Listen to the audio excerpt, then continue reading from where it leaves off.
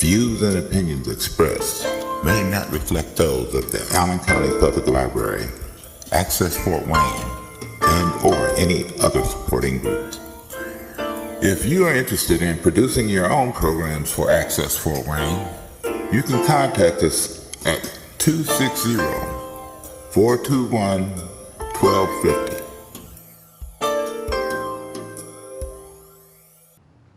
Welcome to Countyline.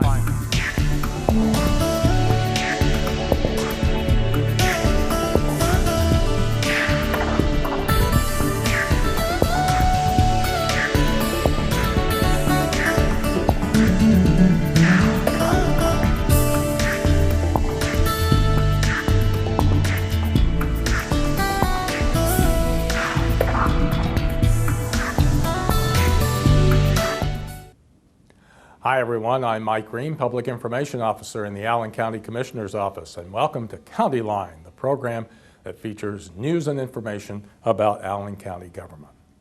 Well, for many of us who work in county government, keeping up with advances in technology is important. It helps us maintain a high level of efficiency when it comes to delivering services to our constituents. So on this edition of Countyline, we wanted to make you aware of some new products which have been developed for your use. First and foremost is a big change to our county website. It's been about 5 years since we did our last overhaul, if you will. Now you'll notice when you go to the site, and the address is the same, www.allencounty.us, that we've changed the look and layout quite a bit, but we wanted to do more than just make it more aesthetically appealing. We approached this project with the goal of making it as user-friendly as possible, and part of that involved reviewing data which showed us why most people were going on the site and which areas were being visited the most.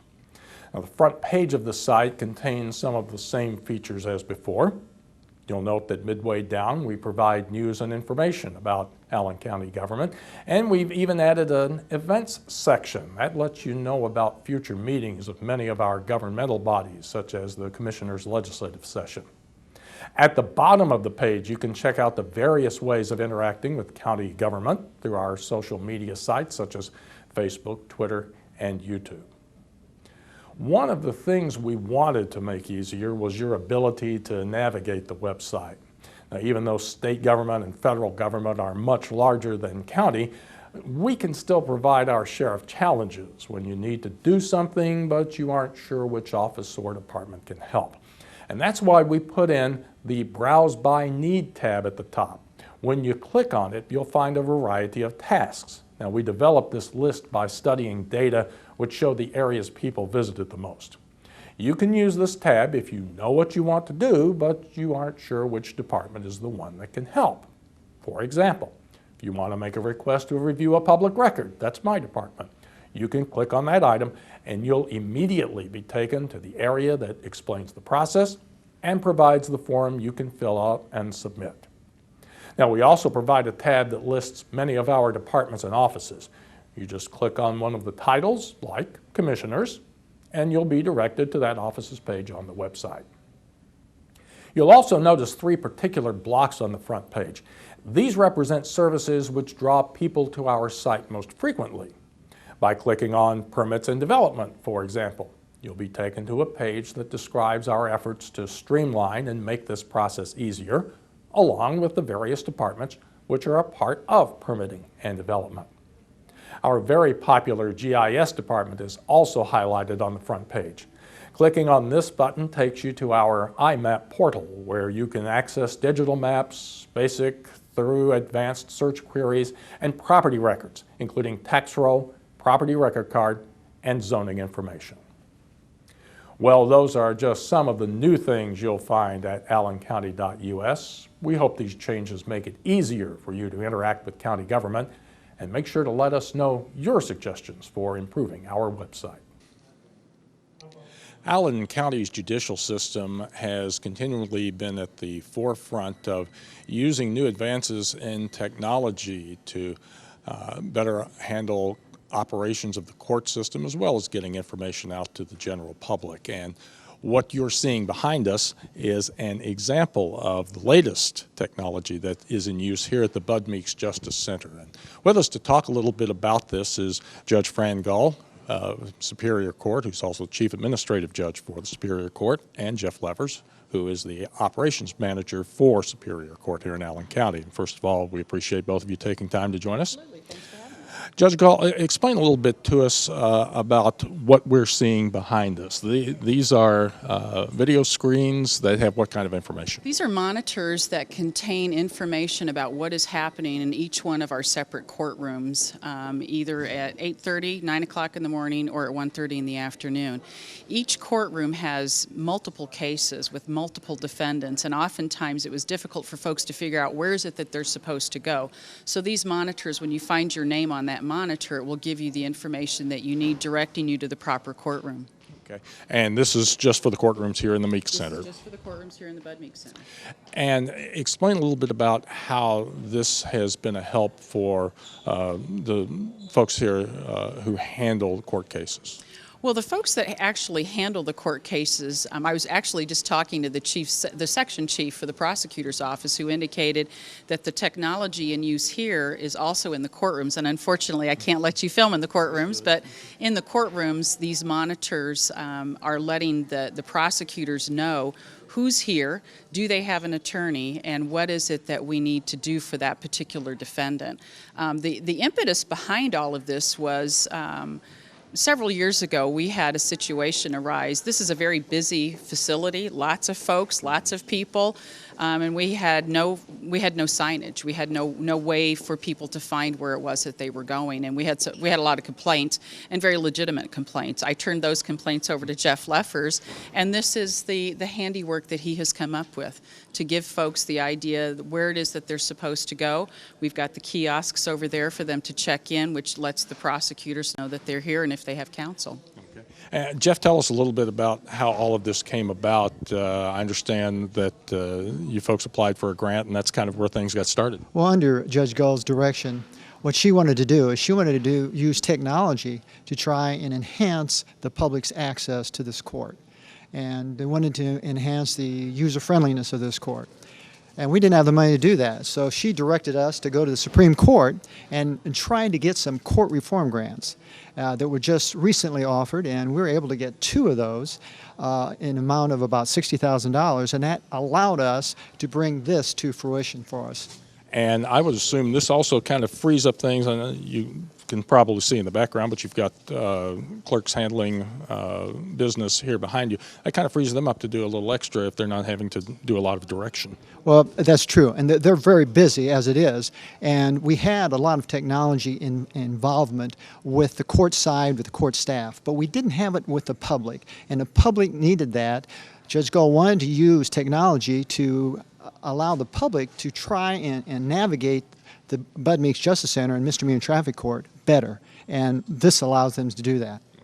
And you mentioned briefly the kiosks, but kind of explain, and they are located near the elevators here, explain their purpose for us. The purpose of the kiosks is to allow folks to check in and let the prosecutors know that they're here, whether or not they have an attorney that's going to be representing them for that particular court case.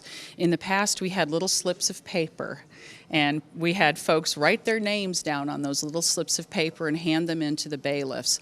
Not a great way to do business, not a great way to interact with the public. So the kiosks give us the ability to call folks in the order that they check in, so that if you're here early and you checked in early, your case should be called first. And something else people should note, these are bilingual. They're both in English and Spanish. Bilingual. They are in English and they are in Spanish. We are looking into the possibility of also having it in Burmese.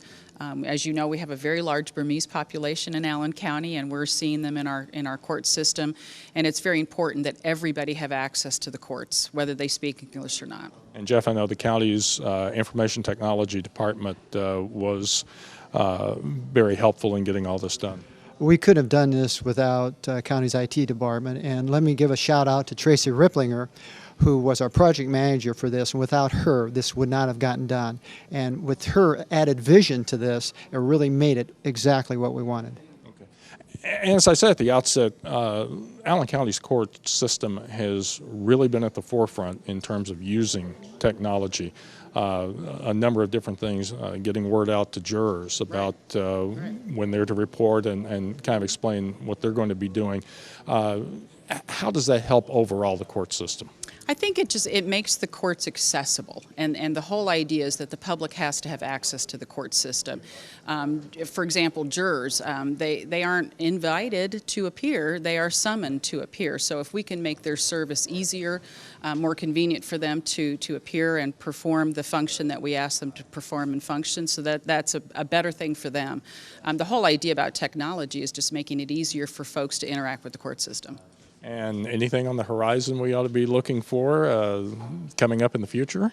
Well, let me just add, there's maybe a couple things, but because of this project and through Judge Gull's guidance, we hope to use this as kind of a template for other courts. Now, this is the first court in the state to integrate Odyssey case management system, that's a state case management system, with local proprietary software to be able to display it to where we're displaying it, using it with the kiosk to where we're using it. So this is something that could be replicated in other parts of Indiana down the road. Oh, definitely. We've really gotten some inquiries about that, and we've shared information, the information that we have, and hopefully they'll start some things downstate too. And you mentioned one individual and what they've seen. What kind of feedback have you been getting from the rest of the legal and judicial community here in Allen County?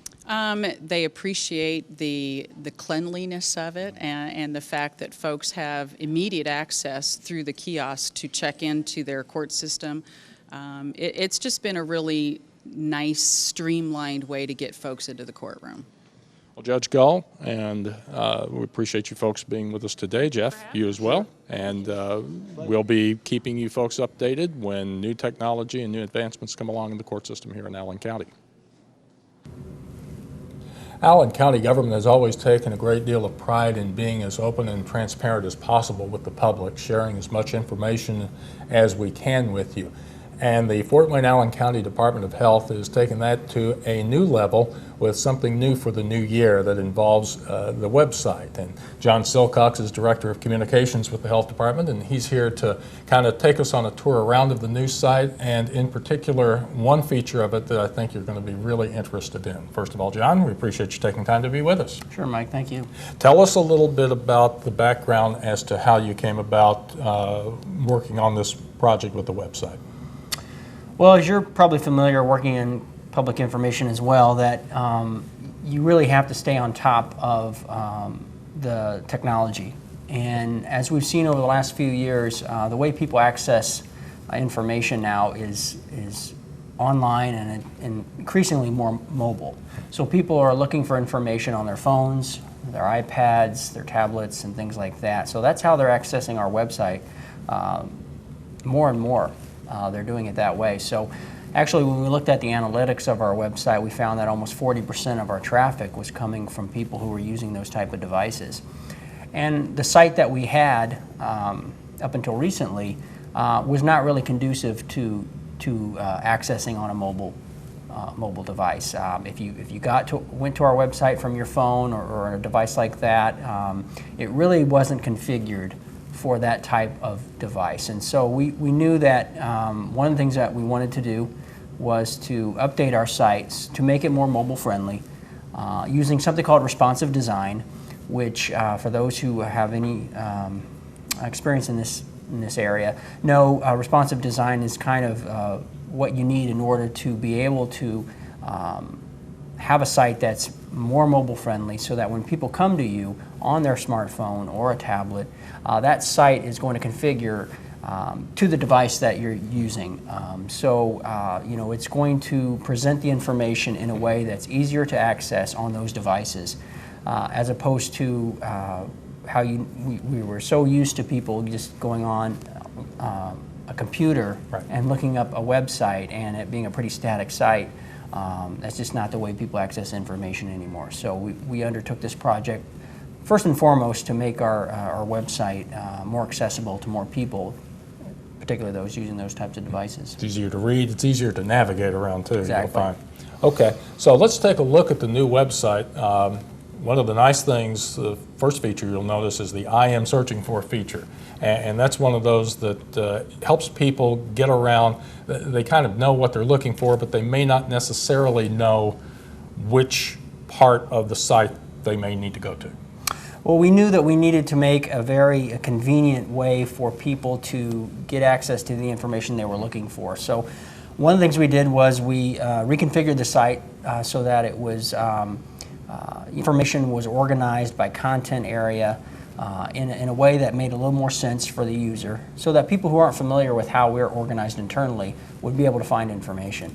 And having a search feature like that that's very prominent on the home page makes it very easy for, rather than try to navigate through any menus, if you know I'm here to look for information about a restaurant permit or a birth certificate, yeah. You can just type those words in, those keywords, and it's going to immediately bring up the most relevant pages. And you have a lot of information, things that you're highlighting, suicide crisis line, January being Radon Action Month. You also have your news and events over here, plus some of the other major events that you're really promoting and want to get the word out about.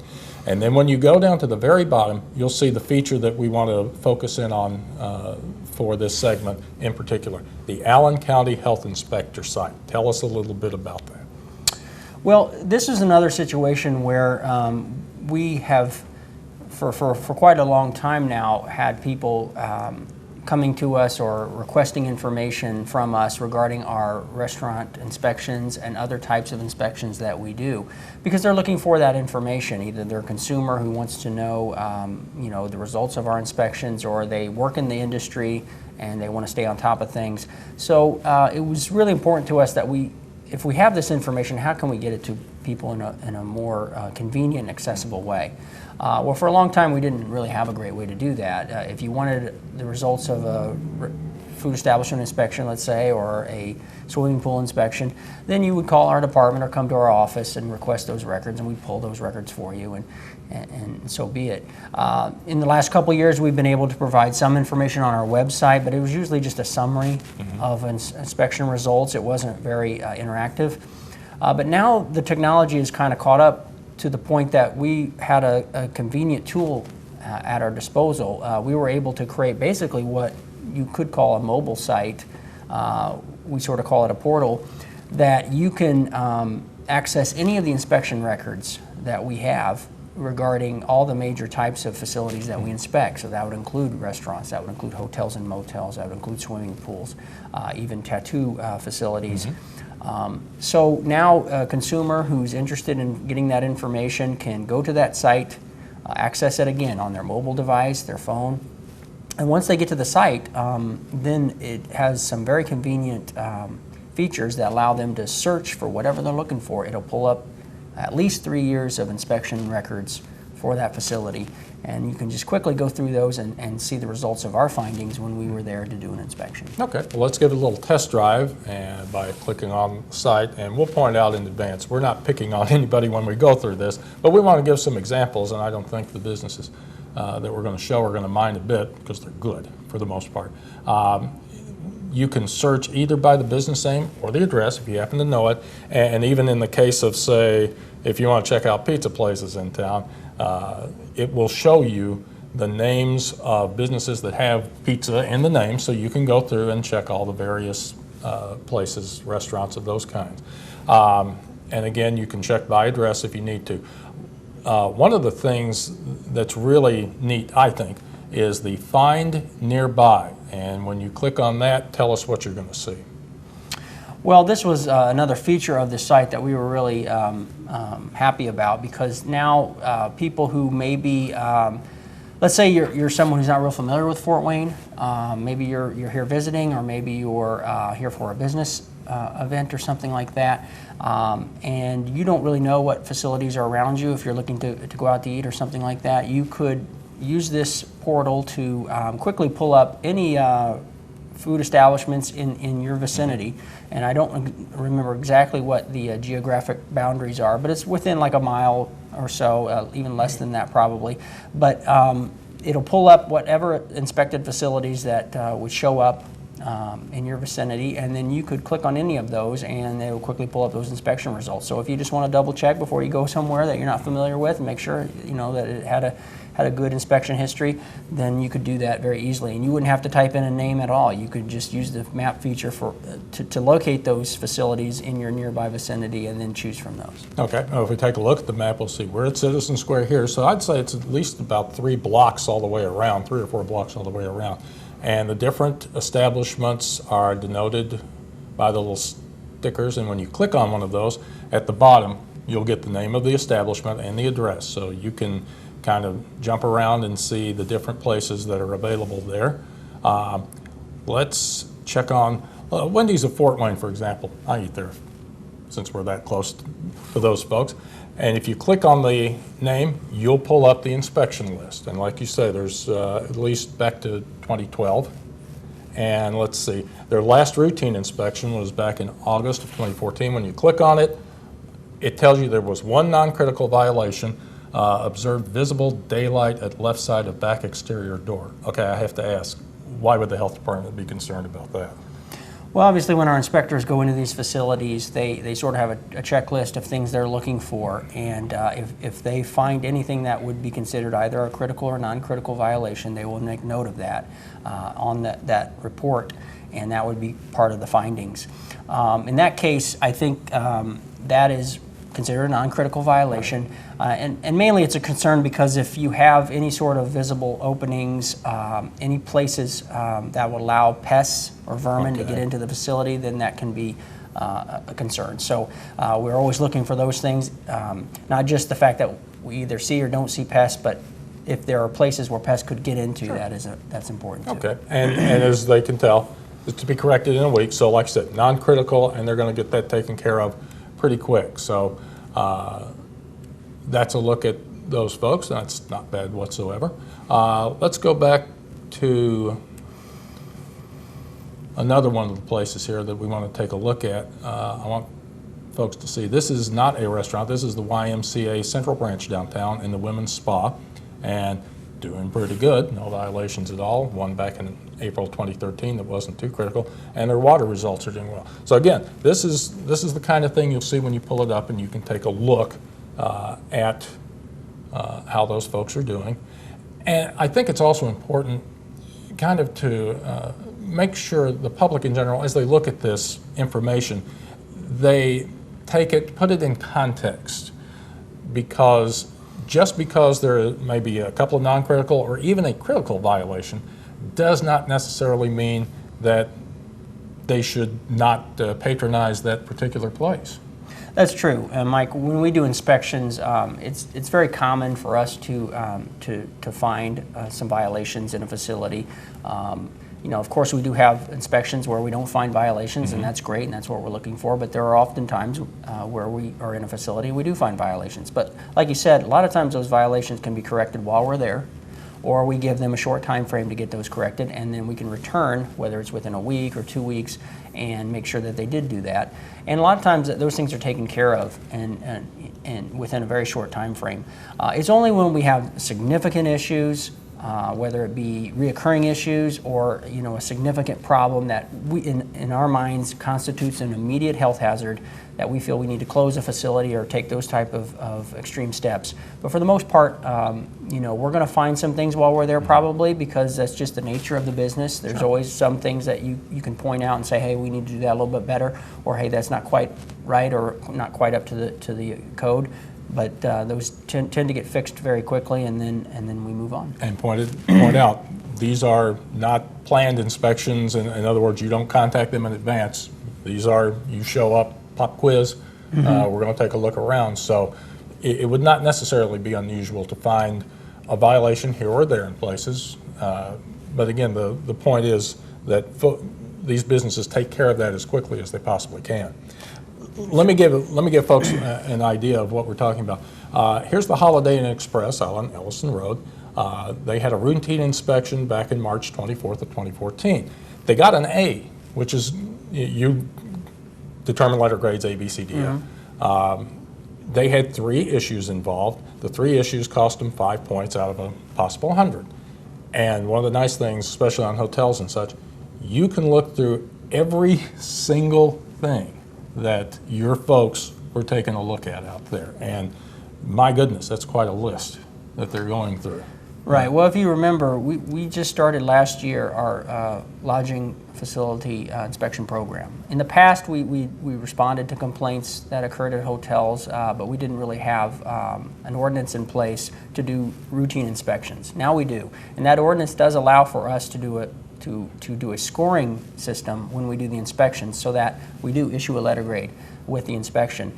And as you pointed out, you know, the inspections are very thorough. We go to a hotel and we're going to look at a certain percentage of their rooms. We can't look at the whole facility in one inspection because that would take a long time, but we look at a percentage of the rooms, and from that, you know, we can score them, and then they get that letter grade. And it's based on a lot of different things that we're looking for, but it has to conform to the standards that we put in place in the ordinance. Okay. And for example, they lost a point, an issue with floors, walls, ceilings, and windows.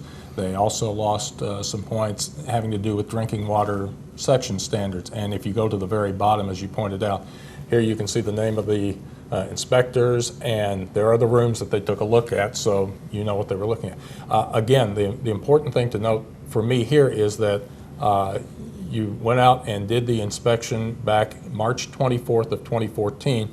A re-inspection took place just a couple of weeks later, and this is something either they might ask for, or it might be something that your folks scheduled to go back out to see if they've corrected the issues. Is that right? Correct. In this particular case, I'm not sure which of the two it was, but in some cases we do have facilities that will call us and say we'd like a reinspection because we think we've corrected those issues that you pointed out, and so they want us to come back, and lo and behold they did, and so we can update our records to show that their inspection even improved. Or perhaps we found something while we were there and we told them, hey, we're going to schedule a reinspection for a week or 2 weeks so that we can make sure that this got addressed. And lo and behold, they went back on April the 7th.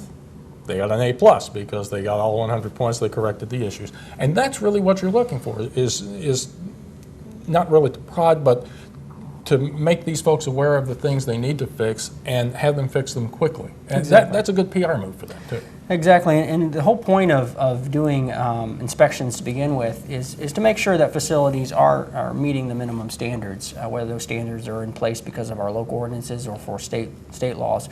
But more importantly, it's to bring everybody up to a consistent standard, and so that's what we're hoping for. So if our inspections result in people bringing up their facilities to that standard, then we've accomplished what we wanted. It's not about punishment. It's not about pointing out violations and then having there be negative consequences. It's about bringing people up to that standard so that consumers here in Allen County know when they go out to eat or they go to a hotel here or someone they know is coming into town and wants to stay at a facility, that you know, it's going to meet those standards. And important also to note, this is information that the public, as you just to reemphasize, the public would have access to anyway. But in the past, they'd have to go directly through your office or the health department to get that. Now it's going to be out there online for everybody to see anytime. Exactly. It's just a more convenient way to access information that was already public information to begin with. Only now it's searchable. You have a way to interact with the information. We even have an ability through this site that you can, if you observe something when you're at a food establishment or a hotel and you think it's worthy of the health department's attention, that it should be checked out, you can fill out our complaint form through this site, and we will respond to those within 24 hours like we do every other complaint. Okay, that's great. And the website address for the overall website is? Well, our health department website for just our general department website information is allencountyhealth.com. It hasn't changed. It's been that way for years, but it's going to have a new look. And so if you haven't been on there in a while, it will look different to you, and we hope you enjoy the changes.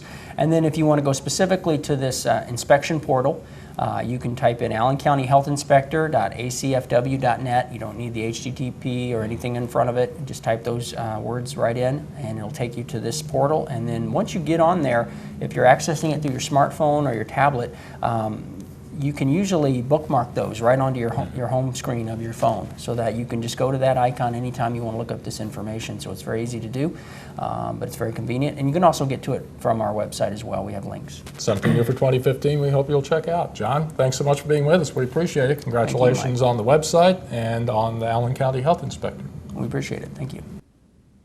Well, that will do it for this edition of County Line. We thank you as always for joining us, and we remind you that if you go to our YouTube page as well as the video on demand service that we share with the city and the Allen County Public Library, you'll be able to watch this County Line program as well as some of our past programs. You can get there again by going to our website, www.allencounty.us. I'm Mike Green, Public Information Officer in the Allen County Commissioner's Office, and we'll see you again next time on County Line.